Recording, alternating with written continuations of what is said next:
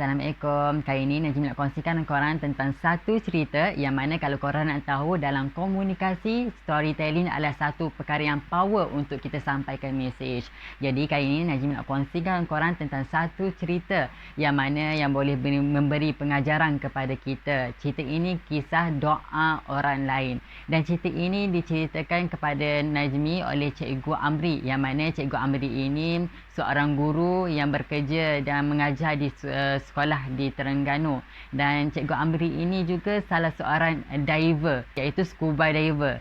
Dan yang paling bestnya, Cikgu Amri ini adalah master diver, iaitu dia boleh sertifikatkan CJ. Contoh kalau Najmi nak ambil CJ diving, Najmi bolehlah berguru dengan Cikgu Amri ini untuk dapatkan CJ diving. Jadi ketika itu Cikgu Amri menceritakan kisah ini kepada Najmi ketika Najmi dan kawan-kawan Najmi yang lain pergi buat lawatan sambil iaitu lawatan kembara alam.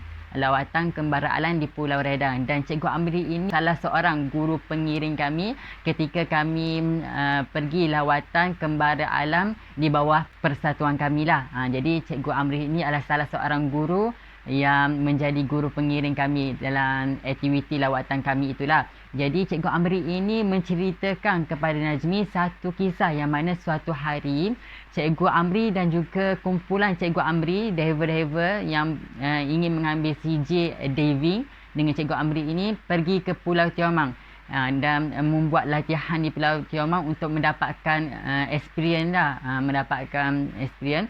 Jadi ketika ingin pulang ke Terengganu, jadi Cikgu Amri ini ada niat untuk bersedekah kepada guru-guru ini untuk belanja guru-guru diving Cikgu Amri ini di sebuah restoran. Jadi dia berhentilah di sebuah restoran ni. Jadi ketika Cikgu Amri dan kumpulan Cikgu Amri ini berhenti di restoran, dia order semua makanan, dan Cikgu Amri ini memberitahu kumpulannya supaya semua order je, semua yang dia order tu, yang makan tu semuanya dibayar oleh Cikgu Amri, sebab dia dah niat daripada awal lagi untuk sedekahkan, untuk belanja kumpulan dia untuk makan. Jadi lepas order semua tu, Cikgu Amri ini nak pergilah ke musola. Kan? Jadi ketika dalam perjalanan untuk pergi ke musola, Cikgu Amri ini berhenti di kaunter. Ketika berhenti di kaunter, dia beritahu kepada kakak yang menjaga kaunter tu, dia beritahu supaya semua kumpulan dia tu, 2 meja kumpulan dia tu, dia nak sedekah, dia nak belanja, dia nak sedekahkan, dia nak belanja, grup dia nak bayar semua, Cikgu Amri nak bayar semua. Jadi kat kaunter tu cakap, "Oh ya ke cikgu, sebab ada yang kakak sebelah meja kumpulan cikgu tu dah belanja kumpulan cikgu." Jadi Cikgu Amri pun rasa, terlepaslah pahala untuk aku sedekahkan kan. Jadi kebetulan dalam masa yang sama, group of tentera sampai untuk makan. Ada sekumpulan group of tentera ni sampai, dan Cikgu Amri pun beritahulah kepada kat kaunter itu, kalau macam tu biar saya belanjalah group of tentera tu. Jadi kak tu cakap, okeylah kalau macam tu.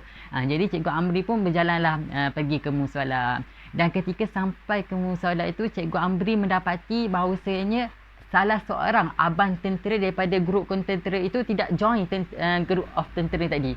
Dia pergi solat dulu. Jadi Cikgu Amri pun tak apalah kan, dia ambil semayang, ambil wudu, ambil air wudu semua, dan Cikgu Amri pun mendirikan solat. Jadi ketika selepas Cikgu Amri solat, Cikgu Amri mendapati bahawasanya seorang abang tentera tadi masih ada di situ. Jadi Cikgu Amri pun pergilah ke abang tentera tu. Jadi Cikgu Amri tanyalah abang tentera tu.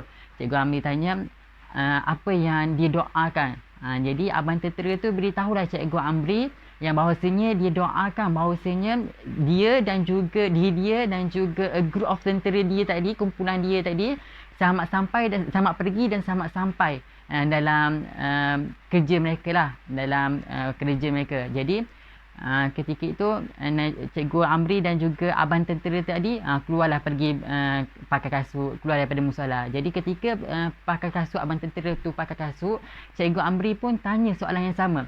Selain daripada awak doakan bahawasanya di awak dan juga kumpulan awak itu selamat pergi dan selamat sampai, apa lagi yang awak doakan? Jadi abang tentera tu beritahulah Cikgu Amri ni bahawasanya dia doakan juga bahawasanya kumpulan dia ini murah rezeki. Jadi Allah Akbar. Nampak dari situ bahawasanya disebabkan doa Abang Tentera tadi, terdetik hati Ustaz Muhammad ini untuk belanja a group of tentera tadi. Najmi ulas sekali lagi, kalau orang perasan tak, kalau dalam cerita Najmi tadi, disebabkan doa salah seorang Abang Tentera tadi, doa Abang Tentera tadi, terdetik hati Cikgu Amri tadi untuk belanja a group of tentera.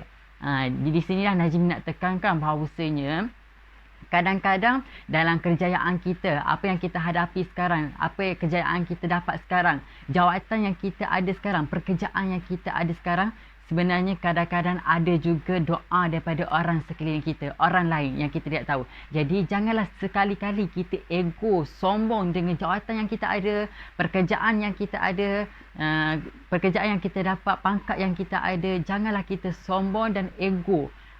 Kita bantulah, kita gunalah kelebihan yang kita ada ini untuk membantu masyarakat. Dan Najmi percaya bahawasanya orang di luar sana pasti dah tentu akan meminta doa terutamanya daripada kedua bapa mereka, mak dia, ayah dia, keluarga dia, cikgu-cikgu yang dia pernah menuntut ilmu, yang bahawasanya dan kawan-kawan orang di sekelilingnya, supaya dia mendoakan diri dia ini supaya berjaya dalam kehidupan, berjaya di dunia dan di akhirat juga. Jadi Najmi percaya semua itu kita pernah meminta doa daripada orang lain supaya mendoakan kita, kerjayaan kita. Jadi kalau kita berada di atas pangkat tinggi, mempunyai pangkat yang tinggi, pekerjaan yang sedap, kejayaan kita banyak, dapat kerjayaan, kita jangan lupa orang yang pernah mendoakan kita, orang di sekeliling kita. Sebab kadang-kadangnya doa itulah yang membuat kita berjaya di dunia dan juga di akhirat kan. Jadi disebut pasal doa ini, Najmi juga ada pengalaman yang mana ketika itu Najmi, sekarang ni kan Najmi kan baru umur 20 tahun. Jadi Najmi mencari ketika itu, mencari pekerjaan-pekerjaan ketika yang boleh mengisi masa Najmi ketika sekarang lah Najmi nak menunggu kan untuk panggilan untuk belajar, sambung belajar ke peringkat yang lebih tinggi. Jadi Najmi masih mencari-cari apa pekerjaan yang sesuai untuk Najmi. Jadi ketika itu Najmi pun adalah orang suggest ke Najmi supaya join dia untuk menyertai ejen takaful, untuk bekerja sebagai ejen takaful. Jadi Najmi pun masa tu Najmi rasa 50-50, adakah aku ni boleh buat kerja, boleh jadi seorang ejen takaful? Adakah orang ingin mengambil takaful dengan aku? Sebab aku masih muda, umur aku masa tu 20 tahun sekarang. Jadi Najmi masih tertanya-tanya. Jadi ketika itu Najmi pun beritahu kepada diri Najmi, apa salahnya kalau aku ambil grab peluang ini yang ada depan mata aku ini. Jadi Najmi pun buat keputusan untuk mengambil exam TBE di bawah Bank Negara untuk mendapatkan kod ejen sebagai ejen takaful, sebagai pakar keuangan. Jadi Najmi pun ketika itu, sebelum Najmi mengambil exam TBE di bawah Bank Negara, Najmi pun mintalah doa daripada kedua bapa Najmi untuk mendoakan Najmi supaya lulus dalam exam tu, dan keluarga-keluarga Najmi lain. Dan Alhamdulillah Najmi lulus dalam satu percubaan je, dalam satu exam je, sekali exam je Najmi lulus. Alhamdulillah. Dalam umur sekarang Najmi masa tu 20 tahun kan, 19 lah, sekarang ni 20. Jadi Najmi exam tu 19 tahun pada bulan 12 lepas Najmi belajar kan. Jadi Najmi pun dapatlah lulus exam tu. Najmi menuntutlah ilmu tentang polisi takaful, tentang takaful ni lah. Sebab Najmi kan berada di bawah agensi Gemilang Empire Zurich Takaful. Jadi Najmi pun menuntut ilmu tentang polisi yang ada di Zurich Takaful, apakah Zurich Takaful tawarkan. Dan Najmi belajar di situ banyaklah keadaan sebagai seorang ejen takaful kan. Sebab kita ini adalah perunding keuangan. Jadi Najmi pun belajarlah mencari ilmu tentang takaful. Jadi masa tu Najmi pun juga ada juga perasaan down. Sebab rasa stres, sebab kita baru umur 20 tahun. Jadi Najmi terfikir, adakah orang yang kumpulan dengan Najmi di bawah agensi Gemilang Empire ni telah lama menyertai, semuanya umur dalam lingkungan 20 lebih macam tu kan. Jadi Najmi dalam kumpulan Najmi tu, Najmi paling muda. Dan ketika itu adalah bos Najmi, ejen-ejen yang sekarang dengan Najmi sentiasa memberi semangat kepada Najmi, sentiasa beritahu Najmi, tak apa, kau boleh buat, aku percaya kau boleh buat. Sebab Najmi kan duduk di KL kan, bekerja di KL. Jadi dia beritahu yang bahawasanya Najmi boleh buat, aku doakan, bos doakan Najmi boleh buat, Najmi berjaya dalam industri ini. Jadi Najmi pun berusaha, Alhamdulillah. Sebagai ejen takaful, orang yang pertama ataupun prospek yang pertama yang mengambil takaful dengan Najmi adalah jiran Najmi sendiri. Jadi daripada lepas jiran Najmi ingin mengambil takaful dengan Najmi itu, jadi Najmi pun jagalah dengan sebaik mungkin kan, sebab kita kan ejen baru kan, Najmi guide betul-betul, bantu dia sedaya upaya, sentiasa mengambil cakna kepada dia. Jadi Alhamdulillah dia pun suggest kepada orang yang keluarga dia, jiran-jiran dia yang ingin mengambil takaful, supaya Najmi menjadi ejen takaful dia orang. Dan Alhamdulillah ada yang ramai yang bertanya dengan Najmi, dan juga Najmi juga ada post-post di media sosial Najmi, di Instagram, WhatsApp, story WhatsApp, IG, story IG dan sebagainya, FB dan sebagainya kan. Jadi Alhamdulillah kawan-kawan Najmi, cikgu-cikgu Najmi sentiasa mendoakan supaya Najmi ni berjaya dalam industri ini, supaya Najmi ni berjaya, cekalkan hati, kuat kan. Jadi Alhamdulillah cikgu-cikgu Najmi pun dalam masa yang sama support Najmi dan juga mengambil takaful dengan Najmi. Dan Alhamdulillah Najmi rasa